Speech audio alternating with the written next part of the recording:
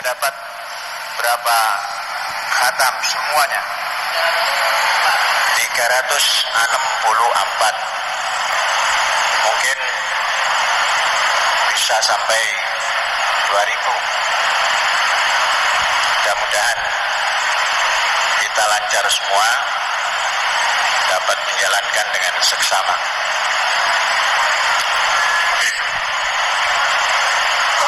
Dalam zikir Jumat ini, Syekh masih ingin menyampaikan pendapat sebagai warga negara yang tinggal di pusat pendidikan, menyampaikan tema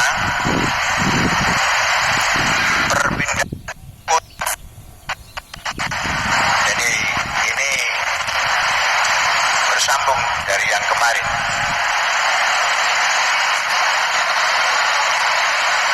Dalam bacaan sejarah, Jayakarta, kemudian Banten itu ada namanya Karanghantu, kemudian Jawa Timur ada namanya Surabaya,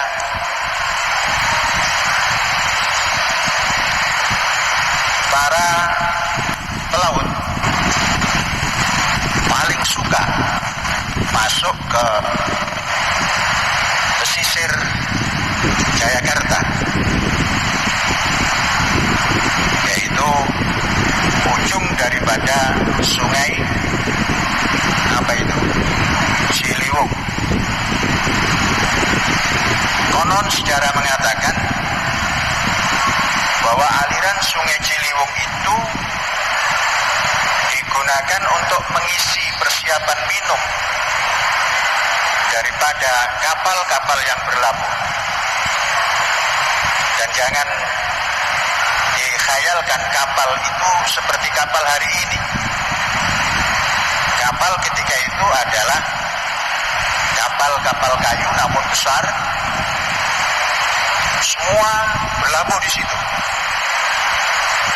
Baik punyaan orang-orang Bugis, milik orang-orang Melaka, bahkan milik daripada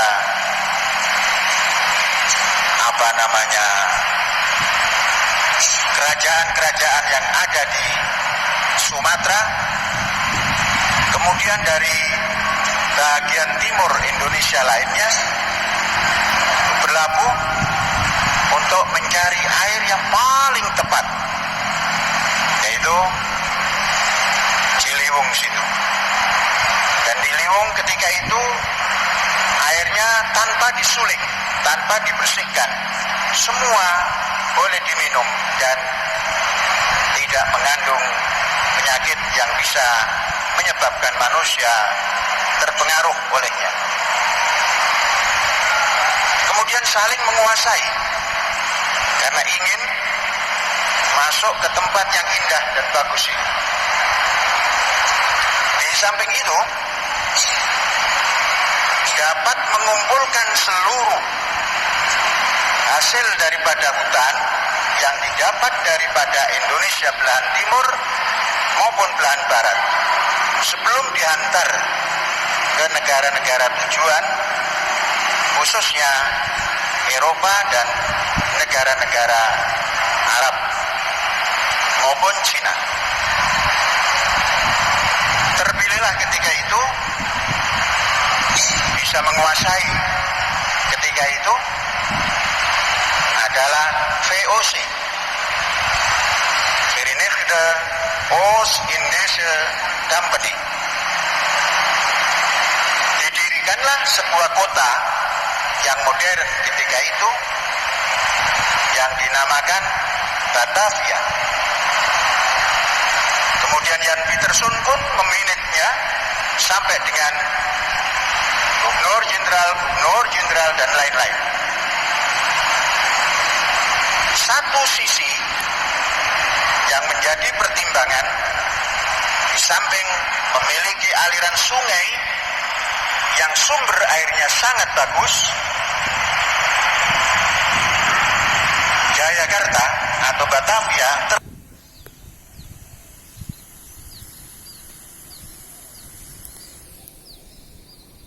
baik, jadilah ibu kota, kemudian diwariskan kepada Indonesia Raya sampai sekarang, entah tertata atau tidak. Buktinya banjir setiap tahun didiskusikan, setiap tahun datang dan lebih dahsyat dan lebih dahsyat. Ketika Bung Karno mempunyai ide mau memindahkan ibu kota Jakarta yang ketika itu belum semrawut seperti hari ini, ada tujuan yang belum digali oleh banyak orang. Saya menggali ketika itu Sarawak Sabah akan dijadikan satu. Diawali dengan perundingan Mapilindo dan lain-lain. Bung Karno punya semangat, indah kalau ibu kota ada di Kalimantan tanpa memperhitungkan apapun. Bung Karno politikus, pendekatannya adalah politik. Begitu ke belakang, tahun 60-an, 65, terjadilah pemusatan cita-cita Bung Karno itu untuk menyatukan Kalimantan Utara yang isinya adalah Sabah dan Sarawak, dan Brunei ketika itu diiri-iri juga oleh Bung Karno. Ternyata politik Bung Karno sama sekali tidak mempan, dan justru berdirilah sebuah negara besar, Malaysia. Timur adalah Sabah Sarawak, barat adalah Semenanjung Malaysia. Akhirnya terdirilah Kalimantan itu 3 negara, berbatasan dengan negara-negara, utamanya adalah Filipina sebelah timur. Filipina yang arsipelago juga, pulau-pulau yang hari ini dipakai sentral daripada pergerakan-pergerakan yang kontra terhadap pemerintah pusat. Kemudian utara, Sabah bagian utara, puncak utaranya itu Pulau Natuna yang dipakai penyelundupan daripada seluruh kegiatan internasional. Maka tatkala masuk Kalimantan itu diapit oleh 2 lorong besar, lorong Sulawesi dan lorong Flores. Ini dilalui oleh kapal-kapal selam, baik lawan yang ketahuan minta izin ataupun yang lawan yang tidak minta izin. Terus di sini ada benarnya Belanda memilih Pulau Jawa, mempertahankan ibu kota daripada serangan dan jalan-jalan untuk dapat diserang. Dan teori gerilya, musuh itu harus disuruh pergi sejak di laut,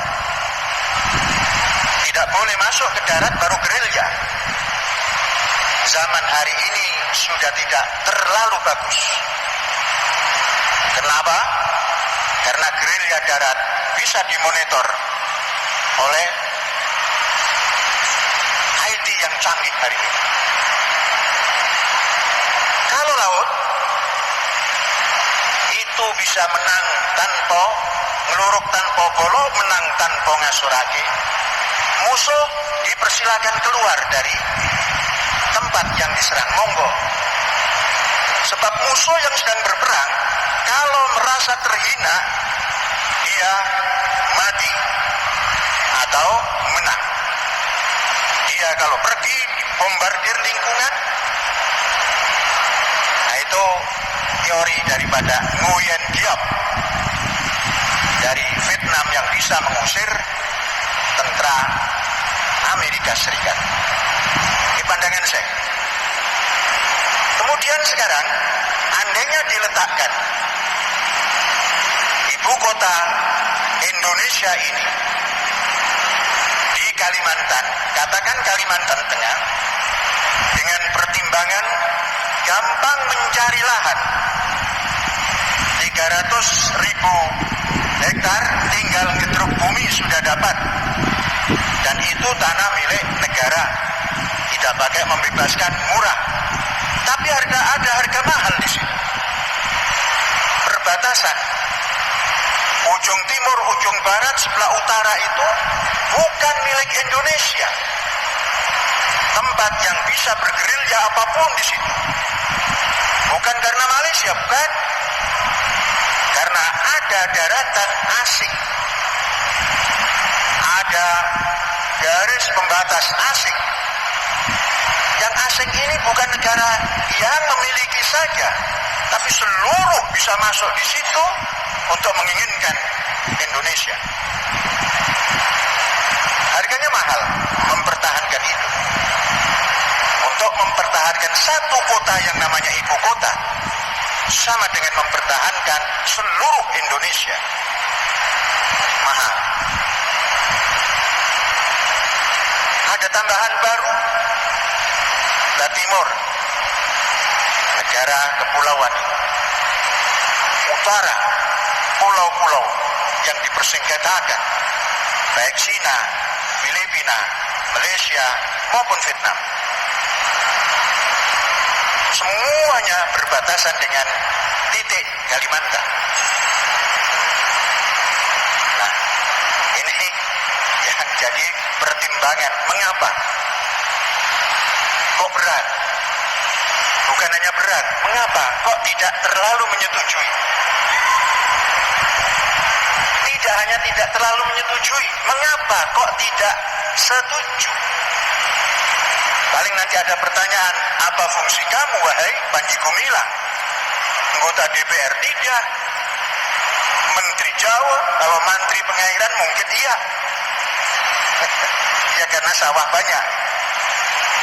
Tapi sebagai warga negara yang mendalami titik-titik yang strategis dan non-strategis, nah ini mengusulkan, layok dipikir lagi, bukan karena Bung Karno sendiri andai kata masih hidup, mungkin mengatakan, wis aja diteruske le. Kenapa mbak? Lewat Kalimantan ini wis ora kena kabeh kok. Lah biyen karepku iku Kalimantan cek mlebu kabeh le. Lah wis ora iso.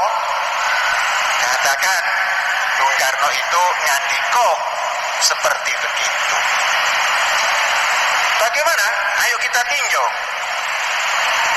Kuala Lumpur ibu kotanya tidak dipindahkan, namun kota pemerintahannya ditambah. Apa namanya itu? Putrajaya. Ya melangkah sebentar aja nyampe. Dikasih fasilitas infrastruktur yang bagus sehingga nyaman. Mana kantornya yang amat berhormat Perdana Menteri? Mana kantor daripada yang amat berhormat Wakil Perdana Menteri? Di areal situ bisa berbuat banyak tanpa kebisingan-kebisingan. Tidak ada yang mengganggu. Semua bisa dijaga dengan sempurna. Kita tengok yang sedang berjalan hari ini adalah Qahirah Al-Jadidah, Kairo baru, yang Saleh As-Sisi mendirikan ibu kota baru. Tidak ratus-ratus ribu, sedikit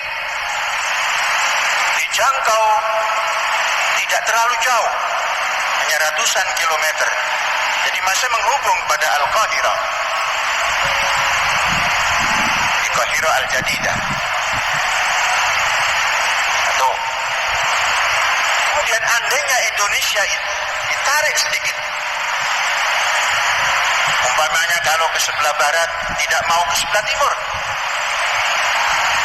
itu masih ada bentangan pantai yang harus diamankan menjadi pantai yang indah untuk wisata bangsanya, sehingga termasuk andai kata masuk ibu kota baru, katakanlah jangan ibu kota, kota apa dan apa namanya untuk mengatur kerajaan atau pemerintahan, pusat pemerintahan, katakan kalau 300.000 barangkali habis seluruh Subang dan Indramayu. Tidak usah 1.000 hektar Al-Zaitun ini kan agak luas, 1.000 kali Al-Zaitun luasnya 100.000 hektar. Kemudian pantai-pantai yang tidak terurus itu dijadikan tempat yang diurus. Ada mangrove, ada apa namanya api-api, pohon api-api yang tinggi-tinggi, sebangsa mangrove juga ditata di situ untuk wisata. Direklamasi sedikit, mahal, laut saja direklamasi, nggak ada yang ngomong mahal. Itu akan terpusat dengan baik. Bukan berarti ini hanya Jawa sentris, bukan. Tidak. Gampang untuk menyebarkan pembangunan itu. Karena sudah apa? Sudah otonomi daerah. Apa gunanya punya pemerintahan yang otonom kalau tidak membangun daerahnya? Sentralisir lagi. Sekarang sudah diberi wewenang membangun masing-masing. Mengapa kok khawatir tidak merata? Saya pernah mengusulkan kementerian-kementerian tuh taruh di pulau-pulau besar. Pulau besar kasih 3 atau 4 kementerian. Provinsi-provinsi 1 kementerian. Itu pasti nanti lalu lalang udara itu tiap menit. Kemudian stop apa yang namanya pembangunan industri di Pulau Jawa. Stop. Harus berani. Buka kalau mau membuka di Kalimantan, di Sumatera. Belum pernah dicoba seperti itu. Semua dipusatkan di Kerawang, Subang, Indramayu, Banten. Mengapa kok diem? Begitu kita mau menata ibu kota, mengapa kok benci sekali pada Pulau Jawa? Alasannya tidak ada pemerataan pembangunan. Memang semua mau jadikan ibu kota supaya merata. Ibu kota itu ya satu, Mas. Kalau ingin pemerataan, jangan ingin jadi ibu kota semua. Mana anak kota? Bapak kota nggak ada, telur misan kota nggak ada, ibu kota semua. Oh ya apa rek? Negara kayak ngono. Sudah ini ditata. Dan industri-industri jangan di Pulau Jawa, ratakan di mana-mana.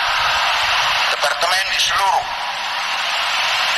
kepulauan yang ada di Indonesia ini. Dan ingat, mempertahankan Indonesia bukan darat yang luas, karena daratan Indonesia sempit. Hanya berapa persen saja lautan. Lautan.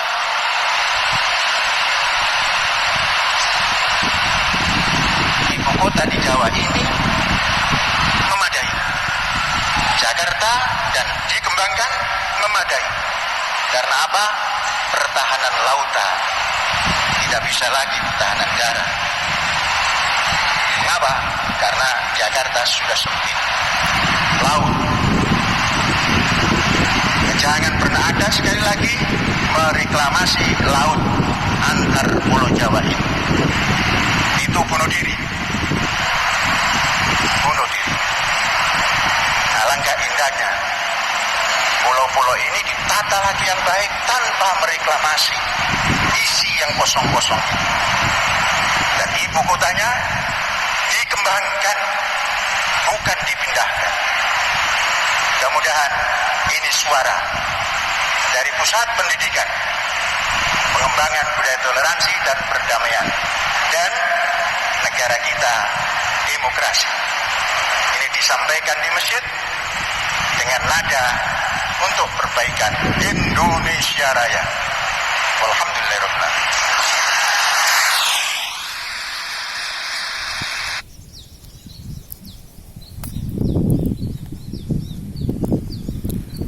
Bismillahirrahmanirrahim. Az-Zaitun, Jumat 10 Mei 2019. Dausen bidara. Walhamdulillahirabbil alamin.